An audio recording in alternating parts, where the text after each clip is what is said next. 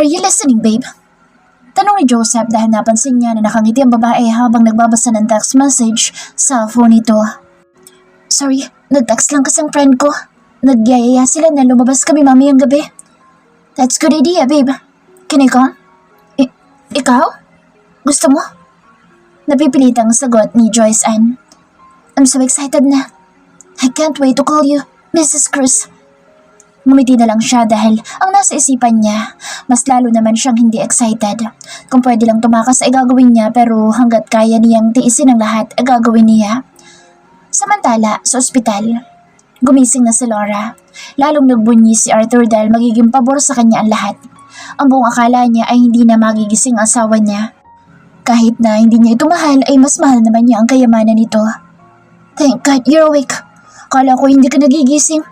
Pumahig na ang anak natin na magpakasal kay Joseph. Tumingin lang si Laura sa kanyang asawa. Nang dahil sa nangyari ay doon siya naliwanagan na sarili lang ni Arthur ang palagi nitong iniisip.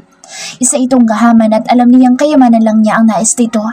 At doon din niya natuklasan ang sikreto ng kanyang asawa. Ang kawalang hiyaan at kademonyuhan nito. Nakatanggap ng tawag si Joyce Ann mula kay Doc Brandon. Gising na umamin niya. Mabilis siyang bumiyahe papunta sa ospital. Nakaramdam siya ng galit sa kanyang daddy dahil hindi man lang siya nito tinawagan para sabihin na gising na ang kanyang mommy. Nang pumasok si Joyce Ann sa loob ng silid ay bumuhos ang luha niya. Mabilis niyang niyakap ang kanyang mommy. Sobrang niya itong na-miss. Laking pasasalamat niya sa may kapal dahil naging maayos na ang kanyang mommy. Mommy, thank you dahil gumising ka na.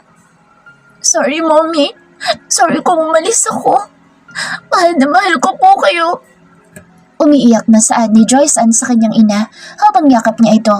Ngumiti naman ang kanyang mommy sa kanya. Niyakap niya ito at bumulong sa tenga ni Joyce Ann. Sana hindi ka na bumalik, anak. Ayoko na nahihirapan ka. Mahina pero malinaw itong narinig ni Joyce Ann. Hindi naman siya makapaniwala sa narinig niya mula sa kanyang mommy. Umarte na lang siyang hindi niya ito narinig dahil kasama nila ang kanyang daddy at baka makahalata ito sa kanila. Dahil maayos na lahat ng laboratory result ni Laura ay pwede na siyang umuwi sa kanilang bahay. Si Joyce Ann na nag-aalaga sa kanyang ina. Hindi na muna ito pumasok sa trabaho. Mas kailangan siya ng kanyang mommy ngayon. Mommy, kukunin ko lang po ang gamot niyo. Saglit lang po ako. Paalam ni Joyce Ann at iniwan muna ang kanyang mommy. Pumasok sa loob ng bahay si Joyce at naiwan ang kanyang ina sa kanilang garden. Kaagad naman lumapit si Cheska kay Laura. Akala ko hindi ka na magigising. Pero dahil gising ka na, matutuloy na ang kasal ng anak mo kay Joseph. Ikaw rin talaga magiging dahilan ng paghihirap niya. Natatawang bulalas ni Cheska sa ginang.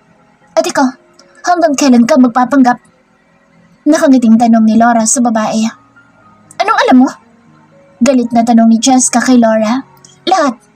Kung gusto mo na walang makaalam sa sikreto mo, lubayan mo ang anak ko. May pagbabanta na sabi ni Laura sa babae. Hold it. May problema ba, Cheska? Tanong ni Joyce Ann dahil bigla itong dumating. Wala anak, kinukumusta lang ako ng pinsan mo.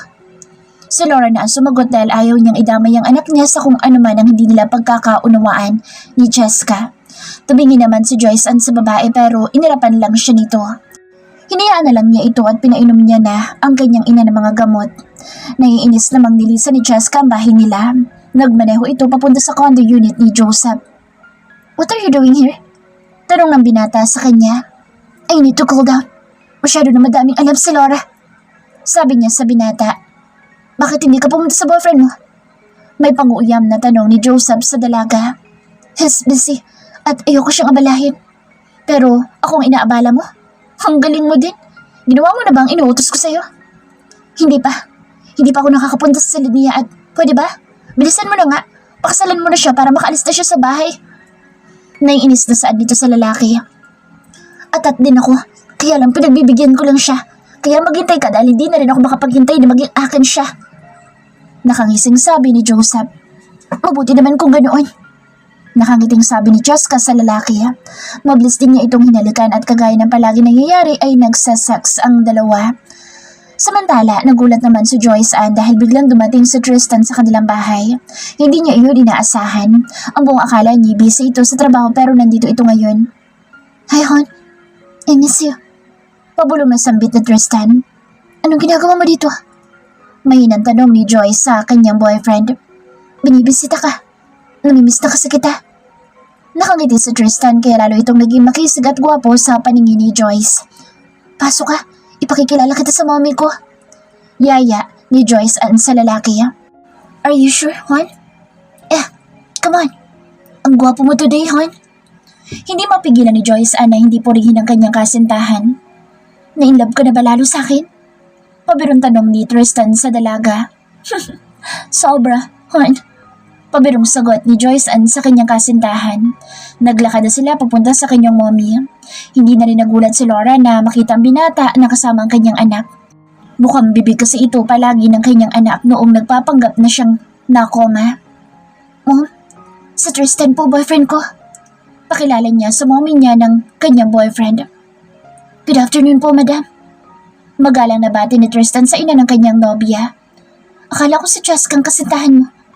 Tanong ni Laura sa binata. Hindi ko po siya girlfriend, ma'am. Si Joyce Ann lang po. Sagot ni Tristan sa ginang. Mabuti naman kung ganoon. Kalmadong saad ni Laura sa binata. Pwede ko po ba kayo makausap, ma'am? Lakas loob na tanong ni Tristan sa ginang. Sige, iho. Anak, iwan mo na muna kami saglit. Utos ni Laura sa kanyang anak. Hindi ko po ba pwedeng marinig yan, Mom? Anak, sumunod ka na lang. Medyo nakaramdam ng inis si Joyce dahil sa hindi pagsali sa kanya sa usapan ng mga ito. Panay din ang sulyap niya sa mga ito. Mukha kasing seryoso ang pinag-uusapan ng mga ito. Hanggang sa natapos na mag-usap ang dalawa. Kinukulit pa sana ni Joyce ang kanyang nobyo ngunit tahimik lang ito at walang balak na magsalita. Bigla namang umuwi si Cheska at sobrang saya nito dahil ang buong akala niya ay siya ang ninadalaw ni Tristan. Habang nasa pagkainan ay napag-usapan ng tungkol sa kasal. Kasalo din nila si Tristan dahil ang alam ng mga ito ay kasintahan ito ni Cheska. Ilang araw na lang ay kasal mo na, Joyce. Inaasahan ko na wala kang gagawin na hindi ko magugustuhan. Saad ng ama niya sa kanya. Opo, Daddy. Mahinahon na sagot niya sa kanyang ama. Napangiti naman ang matanda sa naging sagot ng kanyang anak. Habang si Tristan ay nagpipigil ng kanyang galit. Hindi niya hahayaan na makasal ang babaeng mahal niya sa isang adik at galing sa pamilya ng mga korap. Ikaw naman, Cheska, kailan kayo magpapakasal ng boyfriend mo? Biglang tanong ni Arthur sa kanyang pamangkin. Naku, Daddy, hindi pa po namin napapag-usapan ng baby ko. Pero darating din po kami dyan. Maating sagot ni Cheska sa tsuhin. Dalian niyo na rin. Magandang lalaki itong kasintahan mo. Baka maagaw pa ng iba. Dagdag pa na sabi ng matanda habang tumatawa. Hindi naman tapos na po ako. Akit na po ako sa silid ko. Biglang sabi ni Joyce kaya naputo lang sasabihin ng bruha niyang pinsan. Isabay mo na rin ako, anak. Sabi naman ni Laura. Kaagad namang itinulak ni Joyce ang wheelchair ng kanyang ina. Pagpasok nila sa silid ng mga magulang niya, inasikaso muna ni Joyce ang kanyang ina. Akmang lalabas na ito nang bigla siyang pigilan ng kanyang ina. Anak, pwede ba tayo mag-usap? Tungkol po saan, Mommy? Alam ko na mahal mo sa Tristan at kailangan mong pakasalan si Joseph. Pero anak, makinig ka sa akin. Sundin mo ang nasa puso mo. Ito, para sa'yo to. Saka mo nabuksan kapag kinakailangan. Magagamit mo yan balang araw. Huwag mo na akong alalahanin dahil kaya ko sarili ko. Ang gusto ko lang ay mamuhay ka ng masaya. Mahal na mahal kita, anak. Madamdaming pahayag ni Laura sa kanyang anak. Mommy, mahal na mahal ko rin po kayo. At napag-usapan na po namin na Tristan ito. Kailangan ko sundin si Daddy. Ayoko mapahiya siya. Higit sa lahat, ayokong saktan ka niya. Umiiyak na sabi ni Joy sa kanyang ina. Lagi mong tatandaan, anak. Ikaw ang nag-iisa kong tagapagmana. Alagaan mo sana ang iniwan sa atin ng lolo at lola mo. Bakit mo ba yan sinasabi sa akin, Mommy? Para kang namamaalam. Hindi maiwasan ni Joyce na umiyak habang tinatanong ang kanyang ina. Inaantok na ako, anak. Nais ko na magpahinga. Saad ni Laura kay Joyce. Ang dami pa sanang tanong ni Joyce sa kanyang ina pero hindi na lang niya nagawang isatinig. Mas pinili na lang niyang manahimik at lumabas sa silida. Kaagad niyang itinago sa kanyang gamit ang flash drive na ibinigay sa kanya ng kanyang mommy. Alam din ni Joyce na mahalaga iyon. Nag-ring ang phone niya kaya kaagad niya itong sinagot. Hello, hon. Uwi na ako. Paalam sa kanya ni Tristan. Okay, hon. Ingat ka sa pagdadrive. I love you. Malambing na anas niya sa kanyang nobyo. I love you. Hindi na nagawang tapusin ni Tristan ang kanyang sasabihin. Han? Han, ano nangyayari? Tristan, please answer me! Natatakot na si Joyce Ann dahil may narinig siyang malakas na tunog bago namatay ang tawag. Gustuhin man ni Joyce na umalis ay hindi niya magawa. Biglang dumami ang bantay sa kanilang bahay. Lalo na't ilang araw na lang ay kasal na nila ni Joseph at wala na siyang takas pa sa lalaki. Halos manlumo si Joyce nang malaman niya na naaksidente pala si Tristan at nasa ospital ito ngayon. Gustong gusto niya itong puntahan pero wala siyang magawa. Bukas na ang kasal niya at buong gabi siyang umiyak ng umiyak. Gumising ka na dyan, kamahalan. Araw ng kasal mo ngayon. Natutuwang bulalas ni Cheska. Hindi niya ito pinansin at bumangon na lang siya. Nagpaubaya na lang si Joyce Ann sa lahat ng nais ng kanyang ama. Suot ang puting damit ay nakatayo siya sa pintuan ng simbahan. May mga kamera na nakatutok sa kanya. Umiiyak siya hindi sa kaligayahan kundi sa kalungkutan. Ang bigat ng mga paa niya. Parang hindi kayang ihakbang ni Joyce ng mga ito dahil alam niya na naiinip na ang lahat kaya sinimulan na niyang maglakad papunta kay Joseph na may malawak na ngiti sa labi. Kahit na mabagal ay nakarating pa din siya sa altar habang walang tigil sa pag-iyak. Anong iniiyak mo? Sinasabi ko sa'yo huwag mo ako ipapahiya dahil malilintikan ka sa akin. Pabulong na sabi ni Arthur sa kanyang anak. Nagagalit na siya dahil nakakahiya na sa mga tao na nandoon. Hindi na kasi tumigil si Joyce Ann sa kakaiyak. Hindi niya kayang magpakasal sa lalaking hindi niya mahal. Natatakot na siya at hinihiling niya na sana ay isang panaginip lang ang lahat ng ito. Akala niya ay makakaya niya pero hindi pala dahil labang ito sa loob niya. Daddy, hindi ko po kaya. Mahinang sabi niya sa kanyang ama habang umiiyak. Huwag ngayon, Joyce Ann. Hindi mo magugustuhan ang gagawin ko sa'yo. Mahina pero may diin sa pagkakasabi ng kanyang ama. Daddy, hindi ko po talaga kaya. Payag ni Joyce sa kanyang ama ngunit isang masamang tingin lang ang naging tugon nito.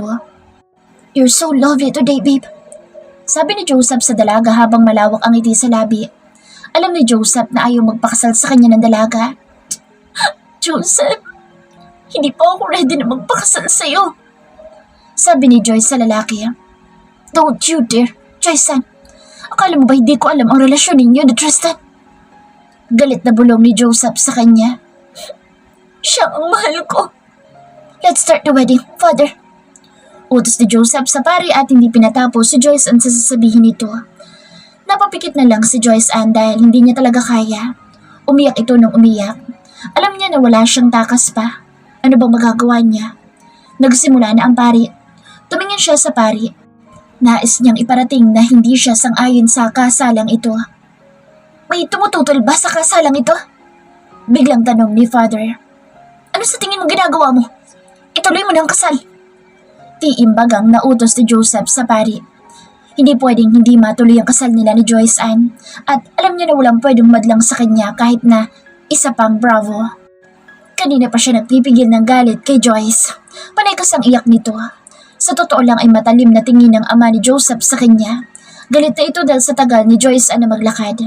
Hindi nito nagustuhan ang kahihiyan na ginagawa ng anak ni Arthur. Ang buong akala nito ay nagkakaintindihan na sila na ayaw niya ng kahihiyan. Masisira ang pangalan nila kapag lumabas ito sa media. Arthur, ayoko ng kahihiyan. May diin na sabi niya sa lalaki. Kumpadre, pasensya ka na sa anak ko pero tuloy ang kasal. Sagot ni Arthur sa lalaki. Siguraduhin mo lang. Alalahanin mo, dito nakasalalay ang pagkapanalo mo. Sad dito kay Arthur.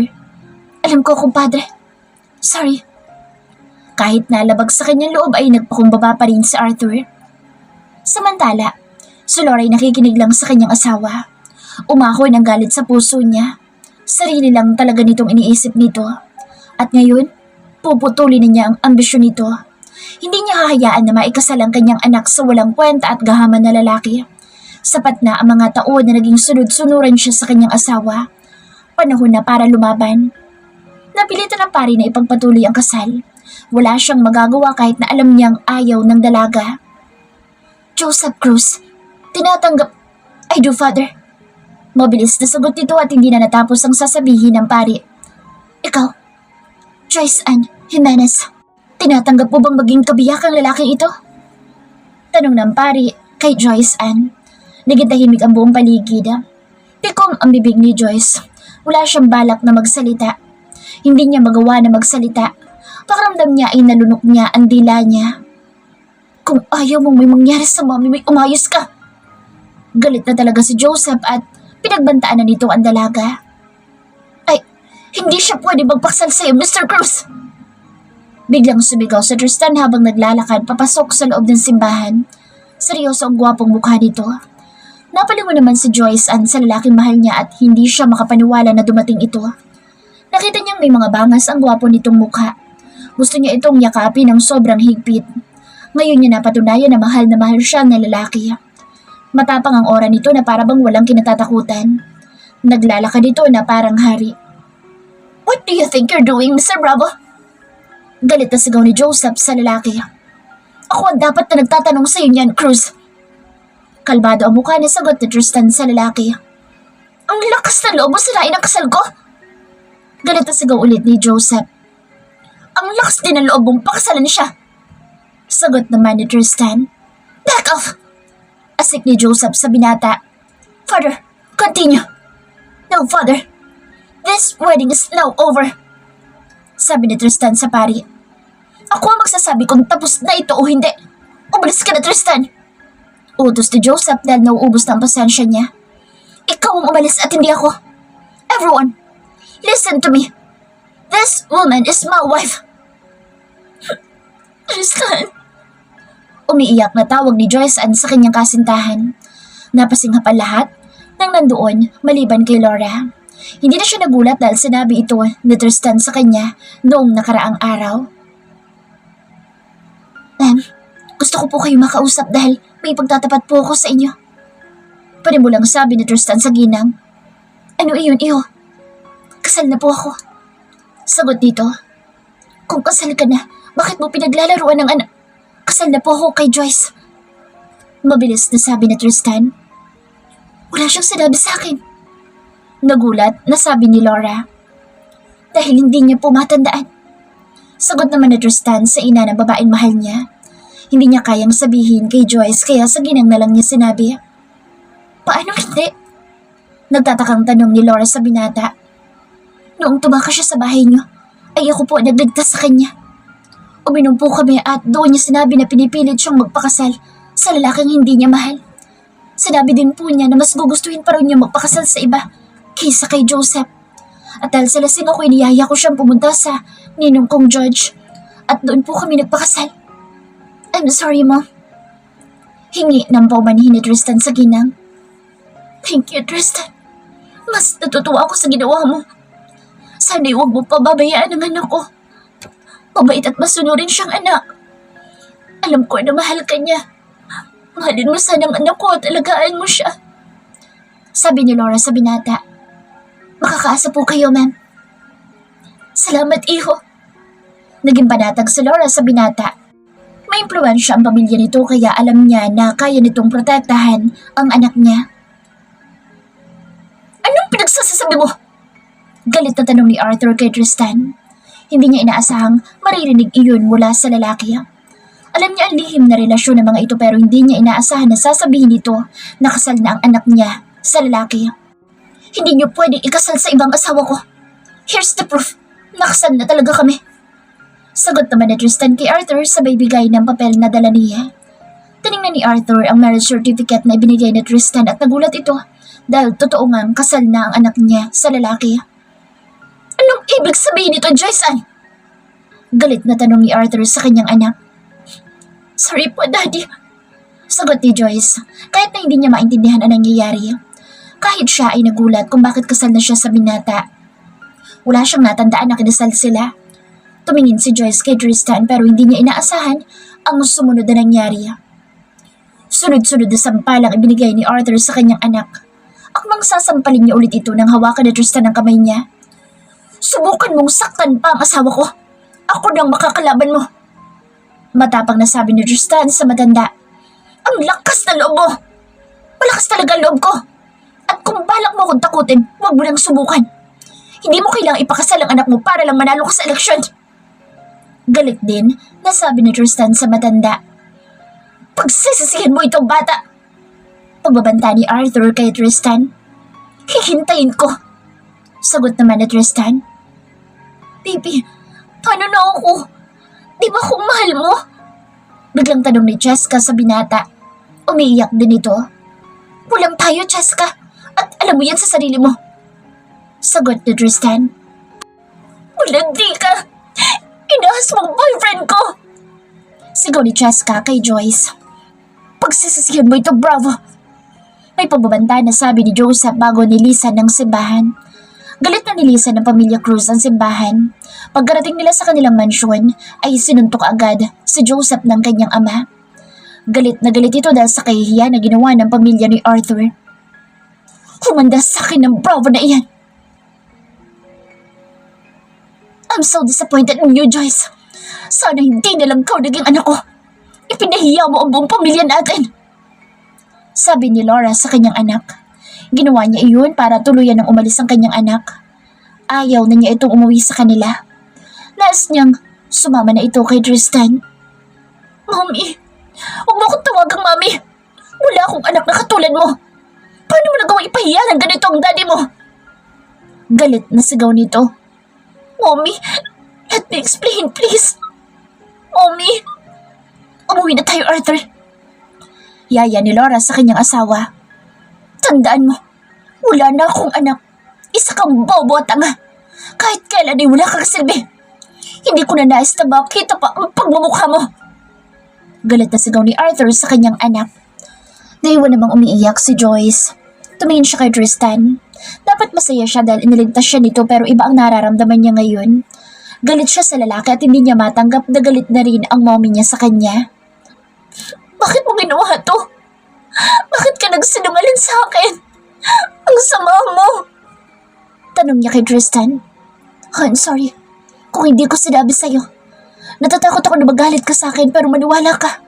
Sasabihin ko naman talaga sa'yo. Paliwanag ni Tristan.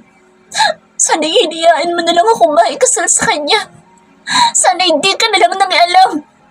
Galit ako sa'yo. I hate you! Sigaw ni Joyce at tumakbo palabas sa simbahan. Hon! Mabilis na lumabas si Joyce sa simbahan.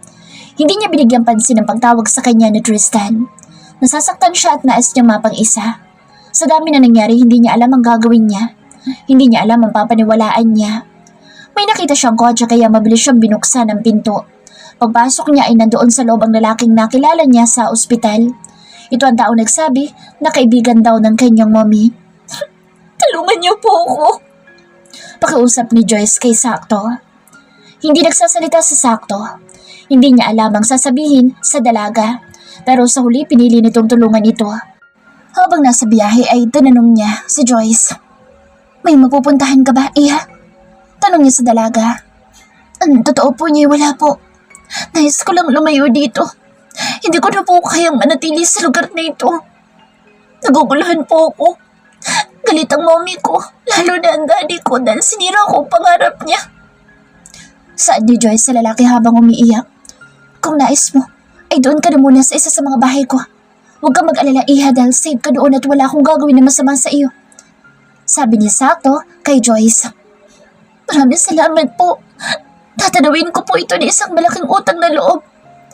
Pangako po, hindi po ako magtatagal doon. Kailangan ko lang pong mag-isip. Babalikan ko pa po ang mommy ko. Sabi niya sa matanda. Ngumiti lang sa Sakto bilang tugon.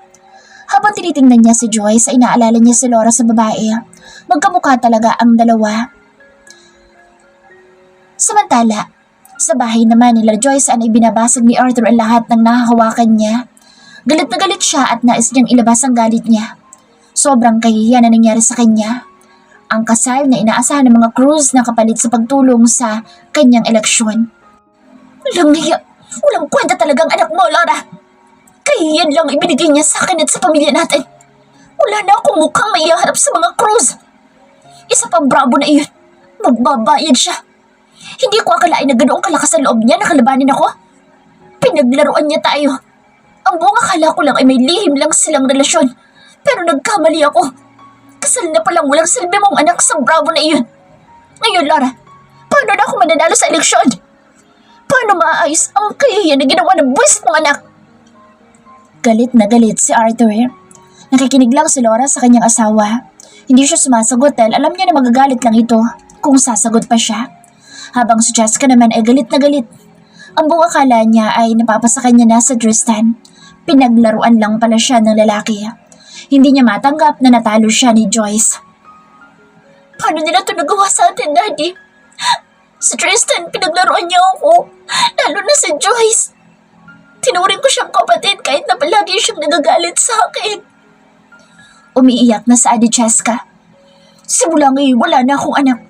Huwag niyo na papapasukin na walang kwentang babae na iyon. Sabi ni Arthur sa lahat ng tao sa bahay nila. Maliwanag ba, Laura? Ayoko na papupuntahin mo dito ang anak mo. Galit na sabi ni Arthur sa kanyang asawa bago ito umalis. Tumango na lang si Laura bilang sagot sa kanyang asawa. Naiwan naman ang dalawang babae. Alam ko may alam ka. Nagpapagap ka lang. Siguro, plano mo lahat ng ito. Plano mo na paglaruan ako ni Tristan. Galit na tanong ni Jessica sa ginang. Paniwalaan mo lahat ng kutob mo. Hindi magtatagal, malalaman na lahat kung sino ka talaga. Enjoy mo lang ang mga nalalabing araw mo dahil hindi na yung magtatagal. Sabi ni Laura bago niya iniwan sa Jessica. Walang hiya kang babae ka. Hindi ikaw magpapabagsak sa akin. Sabi ni Jessica sa kanyang sarili.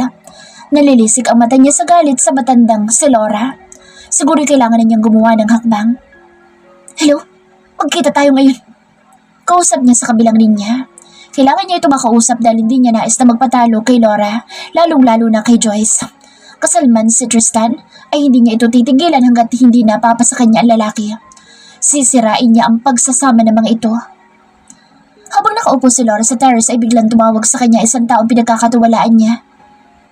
Maraming salamat sa tulong mo. Sabi ni Laura sa kabilang linya sa kanya ibinaba ang tawag. Mabuhay ka ayon sa gusto mo, anak. Mahal na mahal kita. Nais ko na maging masaya ka. Kausap ni Laura sa larawan ng kanyang anak. Nagkulong naman si Tristan sa loob ng kanyang kondo. Hindi niya alam kung saan niya hahanapin si Joyce.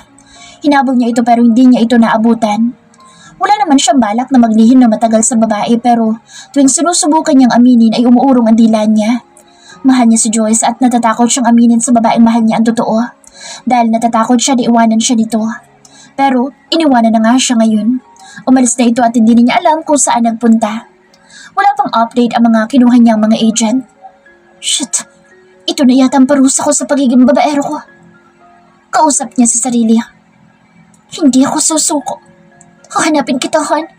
Hindi ako papayag na iwan mo ako. Kahit na anong mangyari, hindi kita bibitawan. Sabi ni Tristan sa kanyang sarili, sabay tungga sa alak na hawak niya.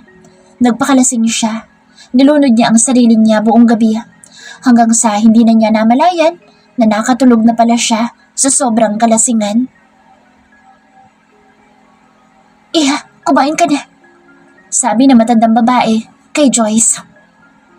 Hindi po ako nagugutom, mana. Sagot niya sa matanda. Hindi ka pa kumakain simula kahapon. Baka magkasakit ka na niyan. Kabilin-bili na ni Sir na alagaan ka namin kaya kumain ka na kahit kunti lang. Sabi pa ni Manang kay Joyce. Pasensya na po kayo, Manang, pero pwede po ba na mamaya na lang po ako kakain? Gusto ko po munang mapag-isa. Pakiusap ni Joyce sa matanda. Sige, iya. Sad naman na matanda bago siya lumabas sa silid na inuukupa ni Joyce. Naiwan naman mag-isa si Joyce. Pakiramdam niya ay nawala ng saysay ang buhay niya. Kaya niyang tanggapin na kasal na sila ni Tristan pero hindi niya kaya na itinakwil siya ng mommy niya. Para siyang pinapatay. Mahal na mahal ni Joyce ang kanyang mommy. Lumipas pa mga araw ay nanatili pa rin si Joyce sa bahay ni Sakto. At sa mga araw na iyon ay lalo siyang nakakaramdam na mag-isa na lang siya. Nahirapan siya dahil pakiramdam niya, lalo siyang nawala ng lakas na lumaban sa buhay. Pero isang araw habang nanonood si Joyce ng TV, ay nakita niya ang balita tungkol kay Tristan at kasama nito si Jessica. Umahon ang galit sa puso niya. Naisip niya, nakuha na ni Jessica ang lahat at hindi siya makapapayag na isali pa nito si Tristan. Sa kanya lang asawa niya. Sir, gusto ko na pong umuwi. Babalik na po ako sa asawa ko. Sabi ni Joyce sa matanda. Sige, iha. Ipapahatid kita. Sagot naman ni Sakto sa dalaga.